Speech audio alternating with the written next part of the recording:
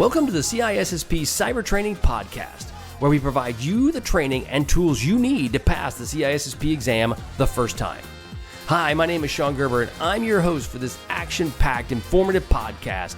Join me each week as I provide the information you need to pass the CISSP exam and grow your cybersecurity knowledge. All right, let's get started. Good morning, it's Sean Gerber with CISSP Cyber Training, and hope you all are having a wonderful day today. Yes, today is CISSP Question Thursday, so that's exciting stuff. We're going to be talking about some awesome CISSP questions related to domain 2.1.1, and that is all a follow-on for our podcast that we had on Monday that goes over the various concept that we talked about, right? So data classification and so forth. So that is what today's CISSP questions are going to be about. One thing that we wanted to bring up, though, obviously you try to have something in at the beginning, a little bit about maybe some news that I saw that I thought was interesting, and especially as it relates to the CISSP, if possible. But this was an interesting article that just came out as it relates to in the Register, and it's around, I don't know if you all have heard of a not a company, it's not the right word, but an organization within the U.S. government called DARPA. And DARPA is the U.S. Defense Advanced Research Projects Agency. And to put it in perspective, these guys come up with really cool Gucci stuff. They work with the U.S. Skunk Works, and they have like really neat weapons that they develop. And some of these weapons actually are brought into the civilian sector, not necessarily to destroy and kill people, unfortunately, but they are designed in other ways than they advanced research projects that get put into the commercial side. Well, I guess, according to a couple of years ago, there was a new agency that was stood up called ARPA-H. And what it is it's the same thing. It's a very similar concept as DARPA, but it's for the hospital and healthcare industry. And it's an interesting piece. They actually have a video interview from the inaugural director, kind of going over looking for technology in the healthcare space to be able to help create more innovative ideas. And so it's really cool in the fact that they see ways that it can help with people's, because right now you see all the new technology that's coming out is going to be a dramatic impact to the healthcare industry as well. I'd say the one thing that's going to hurt the healthcare industry the most is the bureaucracy of getting stuff through. But because they stood this up, this is going to be an amazing thing. I feel it's going to be really great to help the overall industry as a whole. Well, what they also mentioned the fact is that, as we all know, ransomware has been a huge factor in the healthcare industry for years, and it continues to be a big thing. And like I mentioned in the podcast a few weeks ago, how it impacted me and my family directly. Well, the neat part about this is there's going to be money available for healthcare professionals that want to do more research in this space, and it can help as it includes cybersecurity. And that's a really neat area in the fact of now there's other ways to help provide some sort of funding and potentially some help in regards to correcting issues that deal with ransomware in the healthcare industry as well. So I thought it was kind of an interesting piece of this. So they're only starting off with $50 million, and I say only, right? All of us that would go, okay, I'd just take like $1 million would be amazing. It would totally change my life forever.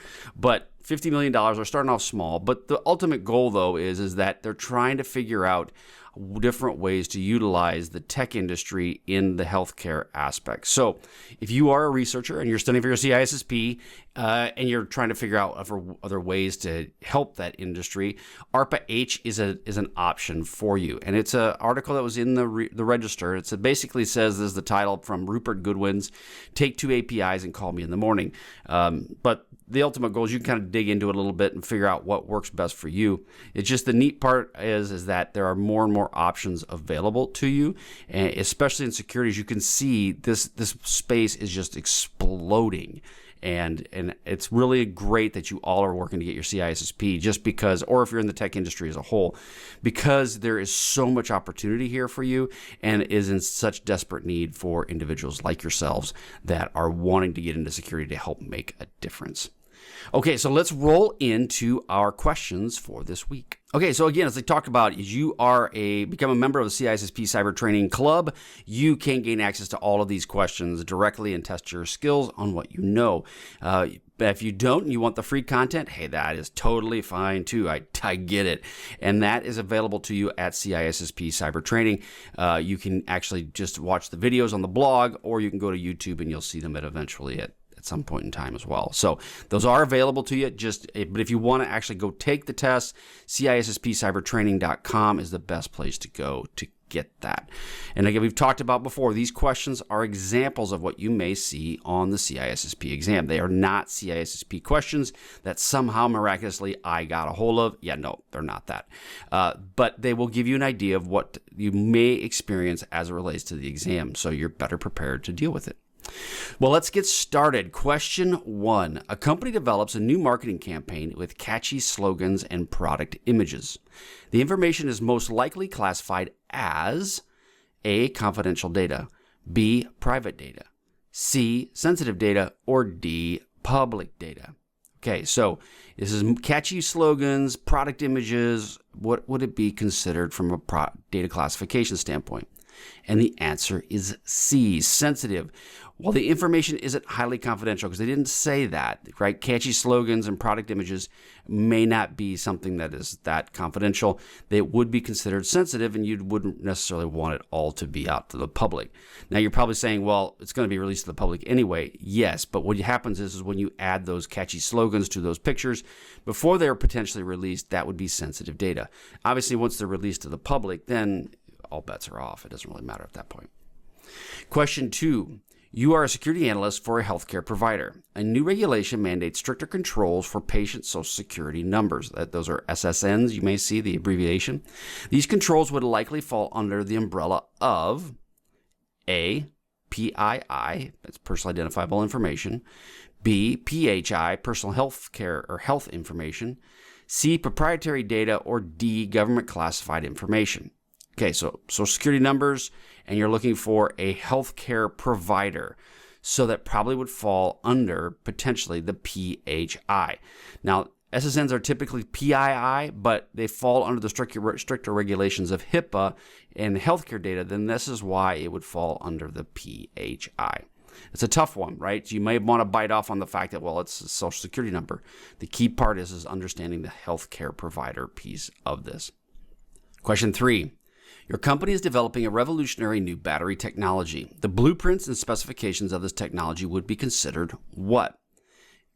A, Class 0, low impact. B, Class 1, moderate impact. C, Class 2, high impact. Class 3, severe impact. And again, you're developing a revolutionary battery technology. So what would it be? It would be Class 3, severe impact, such as a data breach would have devastating results on the company's competitive advantage, and so therefore it would be a Class 3. Question 4. You are designing a data classification policy for your organization. Which of the following is the least important factor to consider? Again, you're designing this data classification policy for your organization. Which of the following is the least important factor to consider? A, regulatory compliance for requirements. B, sensitivity of the data. C, the ease of implementation for the employees. Or D, alignment to the organization's risk tolerance. So now, all of those obviously are important except for C, right? We want to make these things as easy as possible for our employees, because the more complex you make it, they're just not going to do it. So you want to have some level of ease or comfort in helping deploy these solutions. However, that is the least important factor in the ones that were provided. Every one of those other ones are very important, especially with your organization's risk tolerance. This is one thing that I've seen. Companies really need to truly understand what is their risk around IP or data loss. And it's the thing you have to understand. If you are a business owner and you're dealing with IP, you will lose data. It's a given. It's a matter of not if, but when. The question comes into is how sensitive is that data, and how much of that data are you willing to lose? That's what will really drive the fact of, do you want to put in a DLP product or other type of protection around your intellectual property? Question 5. A hacker gains access to a database containing employee names, email addresses, and salary information. This scenario represents a breach of what type of data? A. Public data. B. Non-classified sensitive data. C. Personally identifiable information. Or D. All of the above. Okay, a database contains names, email addresses, and salary information. Which is that of? It is D. All of the above, right? Public data, non-classified, and personal data, it's all involved in this breach.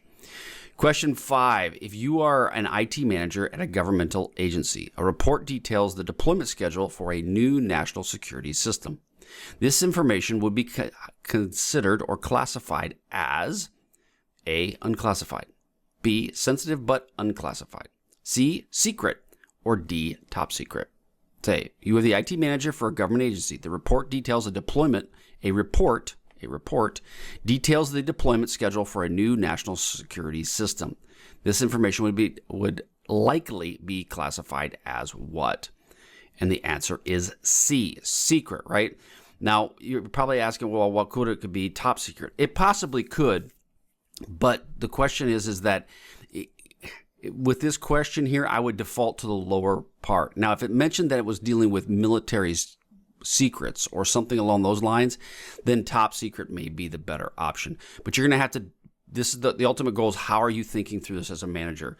It's an IT manager for a government agency. To put it in perspective, IT people within the government have, pretty much everybody has a secret clearance, that especially you deal with any sort of systems within the government. Everybody gets secret, where very few people get top secret. And so therefore, if you're looking at a system that's dealing with the U.S. government, secret is probably the highest level most people will deal with. So unless it got into very specific questions around a military system, then I would err to the fact that it would just be secret, not top secret. Question 7. Which of the following security controls is most effective in protecting data at rest? A. Data loss prevention. B. Access controls. C. Encryption. Or D. Activity monitoring. So which of the following security controls is most effective, in protecting the data at rest? And the answer is C. Obviously, encryption, right? Encryption data at rest renders it potentially unreadable, right? Without the decryption key. As long as you've used a good encryption algorithm to do this. But it offers the best protection when you're dealing with data at rest. Question 8. Your company uses a cloud storage device to store customer credit card information. Which of the following best describes the data ownership and responsibilities in this scenario? So your company uses cloud storage service to store customer credit card information. Which of the following best describes the data ownership and the responsibilities in this scenario? A cloud service provider owns the data and is solely responsible for its security. B, your company retains ownership of the data but shares responsibility with the cloud provider. C, the customer who provided the credit card information owns the data. And D, ownership is irrelevant. Both companies and cloud providers are responsible for its security. So those seem pretty good, right? But we're looking at what best describes the data ownership and responsibilities in this specific scenario. So the company uses cloud storage to store a customer's credit card information. So the customer gave the credit card over to the purchaser or the vendor. The vendor then put it in the cloud, and the cloud stores it, right? Well, you as a company who provided that service to so basically the customer gave you their card, you provided that information to the cloud, you retain the ownership of the data, but you share the responsibility with the cloud provider. You never lose responsibility. The moment you take that data from the customer, you now own it. And so therefore, if it's breached, it's just as much your fault as the cloud provider's fault as well. You can try to pass the buck and point fingers at them, but at the end of it, let's say, for example, they take the data and they store the data and they do all that they can to protect it, but the breach occurs and you're like, well, I had no control over the data at all. That's true. However, you have the reputational aspects that you'll take a hit on. So you have joint ownership of this. Question 9, you suspect a data breach has occurred involving employee performance reviews. What is the most important action to take after confirming the breach? You suspect a data breach has occurred involving employee performance reviews. What is the most important action to take after confirming the breach? A. Implement a new data encryption protocol. B. Terminate the employee responsible for the breach. C. Notify infected employees of the regulatory bodies, if applicable. And then D. Conduct a security awareness training for all employees. Okay, so all of those things are probably going to be in factor, right? To include probably most likely terminating the employee who is responsible, depending upon the situation, obviously. But the best or the most important action is to notify the affected employees and the regulatory bodies as soon as you possibly can. So again, when you're dealing with all of these aspects, and you don't want to go and start doing this right away, right? You want to figure out what actually occurred, how did it occur, but there are regulatory timers that are enabled if you get a data breach of some kind, right? Or an incident of some kind. So therefore, it's important that you do notify the employees and the regulatory bodies in the event that that happens, and then start going through the laundry list of things you should do to help mitigate the problem even further. Question 10. A company implements a data classification system with 4 categories: public, internal, confidential, and top secret. Okay, so they came up with their own strategy, and they got public, internal, confidential, and top secret.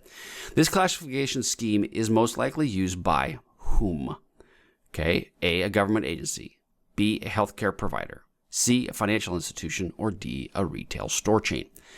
And the answer is a government agency. Now, like we mentioned before, the government agencies typically will follow a certain path. However, they don't have to. They can have their own that they want to use, except, I will say, the top secret piece of this. The top secret, if you deal with any sort of secret or top secret information, that labeling is done by itself. Same with unclassified. But if you're going to label top secret, you better be using top secret. You can't just arbitrarily come up with your own idea on that term.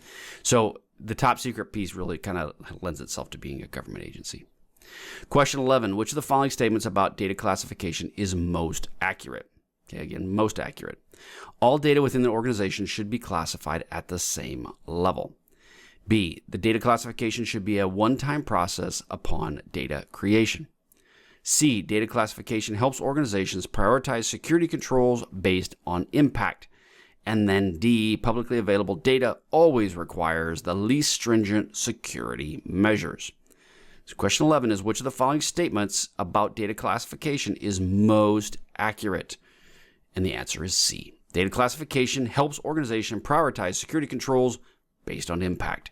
So again, you ultimately goes, you want to classify the data. You now can understand how do you best protect it if you know that the impact would be substantial, and therefore you will then protect it better or put different controls in place to manage its risk.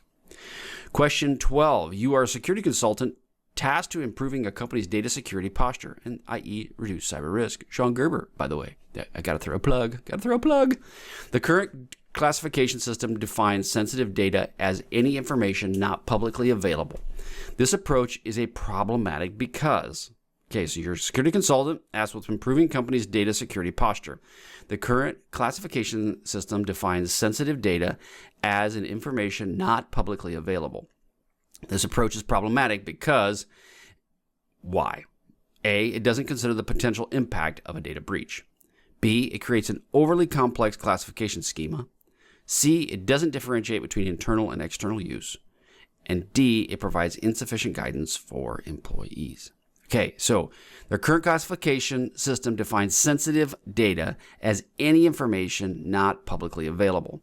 Okay, so that's a lot, right? That's totally a lot. And what ends up happening is it doesn't really consider the potential impact of a data breach, right? So not all non-public data is the same impact. So sensitive data should be further classified based on the potential harm of a breach. So you're digging deeper into this. If you say, well, everything is sensitive. Well, okay, so I'll use I'm trying to find a good example in my head. As I sent an email to Bill about the deployment of a F5 load balancer is considered sensitive. Well, I didn't tell him anything about IPs. I didn't tell him anything about the location of where it's going to be in the data center. I just said, we have F5 load balancers, and when are you going to put those in? that is not as sensitive as, okay, well, this is the IP address, this is where it's at, this so on and so on and so on and so forth. That would be two separate things. And if I want bad guys to try to get in my network and they go, well, hey, you've got an F5 load balancer. Well, so what, right? I mean, I say that loosely because they could figure out ways to potentially pop the box on it, break it open. However, if I'm not giving them much more detail other than the fact that it's a load balancer, it's not nearly to the same level of sensitivity as if I told them, hey, this one's in the DMZ, this is the IP address. Hey, by the way, we have some vulnerabilities with it where we're not able to patch because X, Y, and Z. That is much more sensitive than just saying I have a load balancer. All right, question 13. A company implements data loss prevention solution to prevent unauthorized data exfiltration. Which of the following data types would DLP be least effective in protecting? Okay, so they're implementing a DLP solution to prevent unauthorized data exfiltration. Which would be the least effective in protecting? A, customer credit card information stored electronically.